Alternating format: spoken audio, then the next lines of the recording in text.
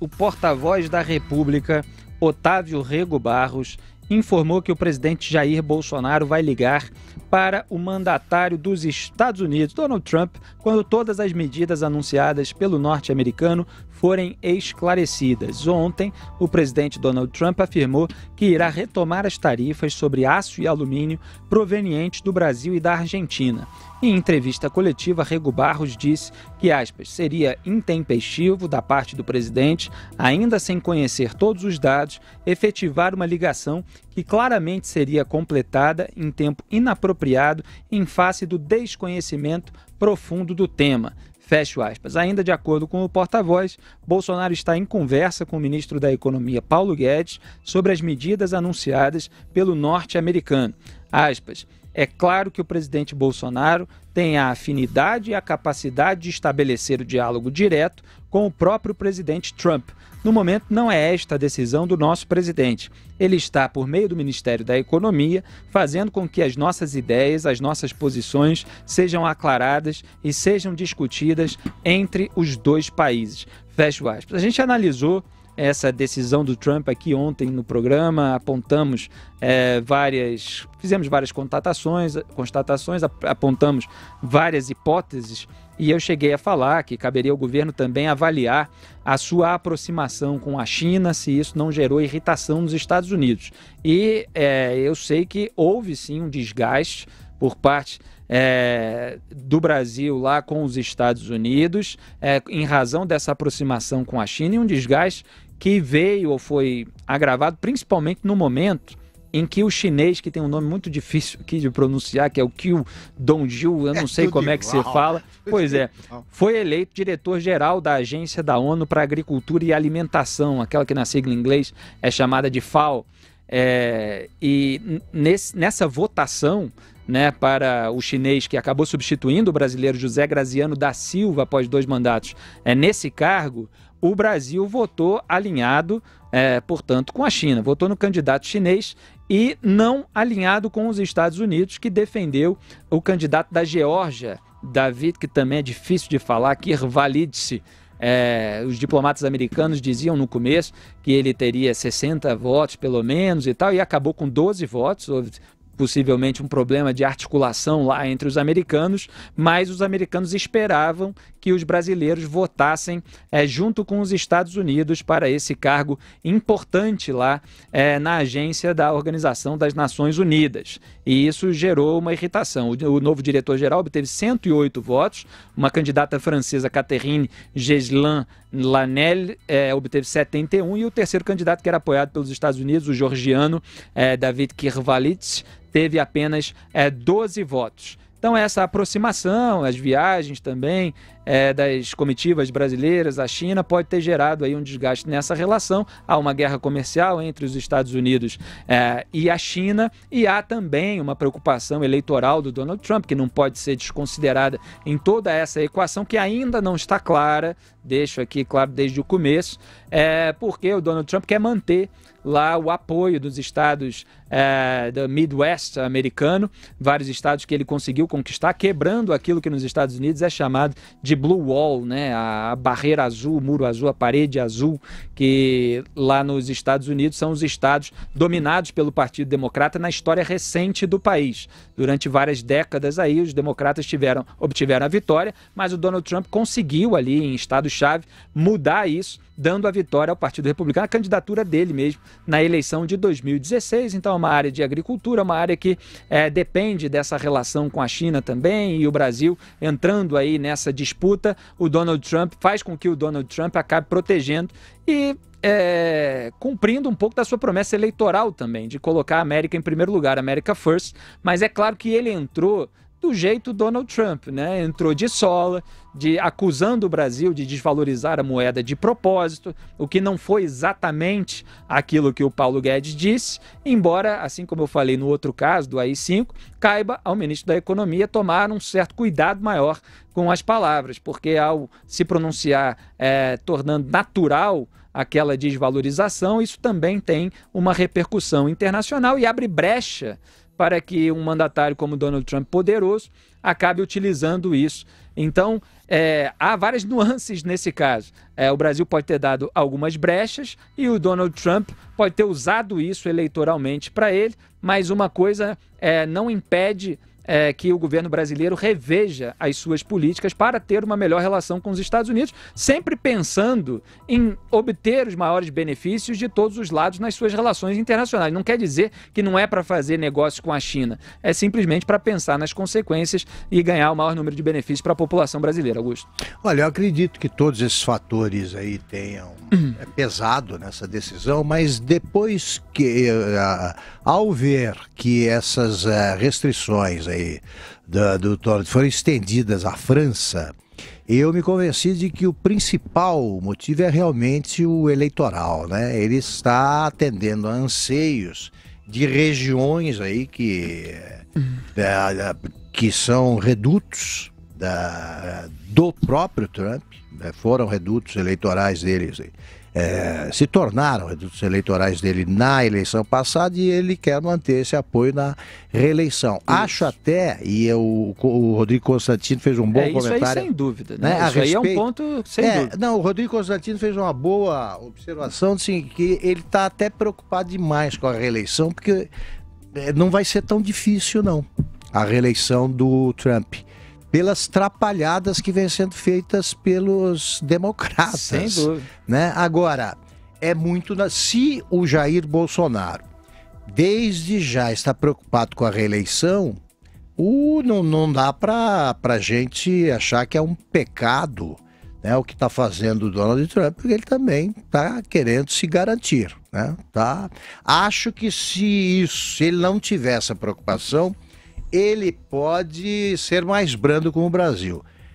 Se ele continuar acreditando que ele precisa fazer esses acenos ao eleitorado dessas regiões supostamente ou teoricamente prejudicadas pela queda do valor, pela desvalorização da moeda brasileira, aí vai ser difícil até para o Bolsonaro conseguir uma solução, porque America First, né? O Trump vai continuar pensando no seu país.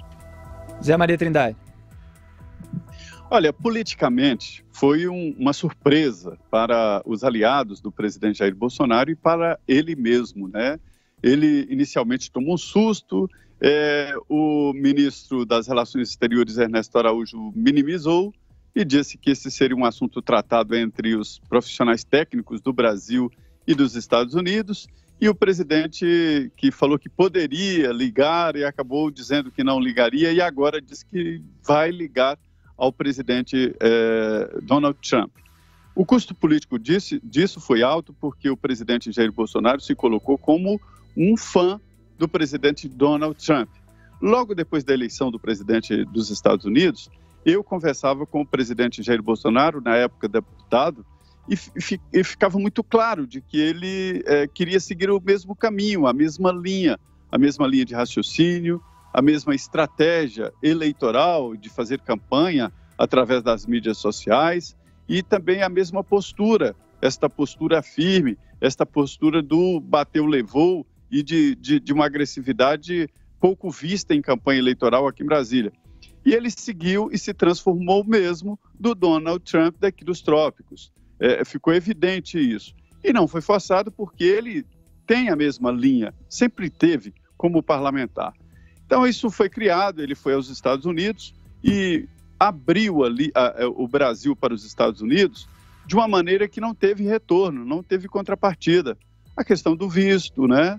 Não houve a reciprocidade que a lei o Estatuto do Estrangeiro exige, ou seja, o Brasil só faz alguma concessão quando o país concedido faz a mesma concessão. Os Estados Unidos não abriram a possibilidade do brasileiro entrar sem vistos nos Estados Unidos. Da mesma forma, o contrato do uso de Alcântara, da base de Alcântara, foi muito favorável aos Estados Unidos e o Brasil acabou nessa relação que foi vendida como boa, não levando nenhuma vantagem na situação. Exato. Agora, esse episódio específico me parece, Felipe, de um rompante do presidente Donald Trump, de uma maneira desconexa com a realidade. O Brasil não pratica esta história aí de desvalorizar a moeda. Muito pelo contrário. O Banco Central luta com todas as armas, faz leilão de dólar no futuro para garantir empresas que tenham dívidas em dólares no futuro. Isso tudo segura o valor do dólar, atuou durante todo esse processo. A Argentina, coitada, não tem nem dólares para controlar nada. O câmbio aqui é flutuante e é o sabor do mercado, ninguém controla. Por outro lado, o Banco Central aqui é independente, o presidente da República, o governo, não controla o Banco Central. Legalmente não é independente, mas na prática os presidentes, tradicionalmente, inclusive o presidente Jair Bolsonaro, dá independência ao Banco Central brasileiro. Então, é uma premissa falsa, é um silogismo, achar que o Brasil faz a mesma prática da China, que é a desvalorização do iene. Olha, aqui no Brasil, a desvalorização do real poderia sim ser vantagem para a exportação. Os exportadores de carne, de commodities estão rindo porque ganham mais dinheiro, ganham mais dólares com o mesmo produto exportado. Mas, por outro lado, tem consequências graves aqui. A inflação sobe, a gasolina explode, o custo da carne sobe, da alimentação. Então, não é uma prática brasileira. Então, basta um técnico ir para o técnico e dizer, olha, diz lá para o presidente que a gente não faz aqui. Perdemos a conexão com o José Maria Trindade na conclusão do raciocínio dele, mas ele estava ali lembrando, como fizemos aí nos últimos meses desse programa, que não houve a contrapartida dos Estados Unidos para certas medidas tomadas pelo governo brasileiro que beneficiaram os americanos. O governo dos Estados Unidos não endossou a proposta do Brasil de ingressar na Organização de Cooperação e Desenvolvimento Econômico, a OCDE, e aí houve todo um discurso de que não era a hora, isso já era esperado, mas isso não estava muito claro, não havia sido deixado muito claro pelo governo antes, ainda vai ser mais adiante, quer dizer, não houve a contrapartida. E agora o Donald Trump toma mais essa medida que fica soando como uma retaliação, mas ao mesmo tempo ele pesou a mão ali, então soa como um oportunismo eleitoral, uma tentativa de proteger o reduto que ele conquistou e que pertencia nas eleições ao seu adversário político. O que eu estou dizendo é que essas duas medidas, o não apoio à entrada na OCDE e essa sobretaxa, elas servem, Augusto Nunes, para que o governo também repense se está fazendo alguma coisa errada na relação com os Estados Unidos. Porque isso é uma questão de análise, você se precaver.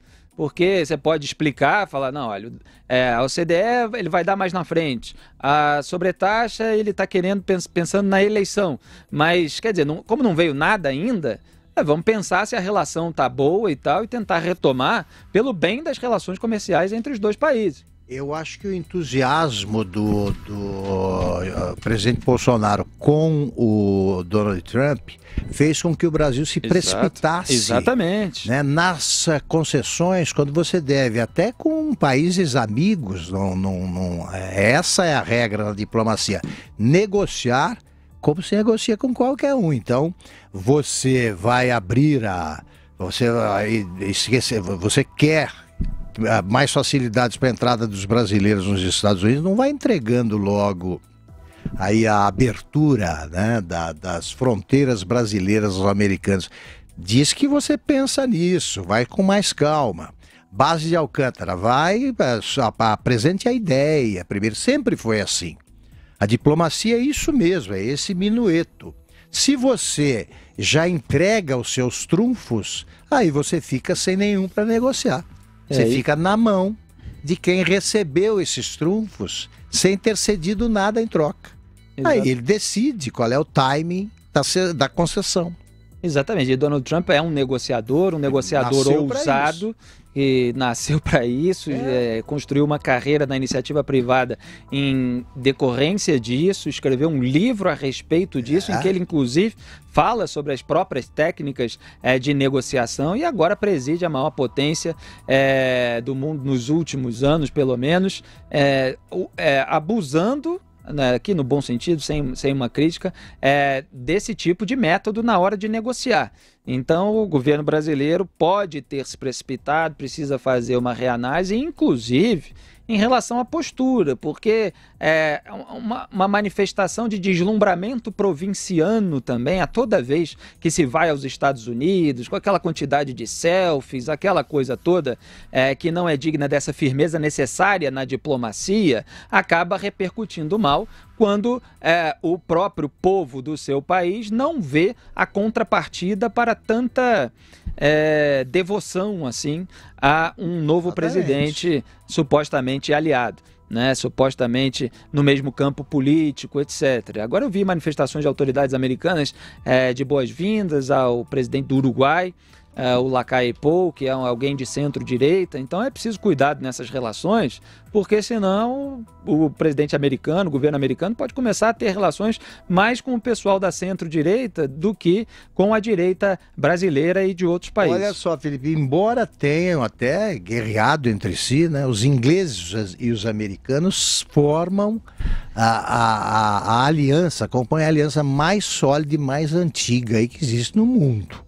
No entanto, no curso da Segunda Guerra, o Winston Churchill, o primeiro-ministro da Inglaterra, teve de negociar longamente com o presidente Franklin Roosevelt a entrada dos Estados Unidos na guerra. Foi complicado.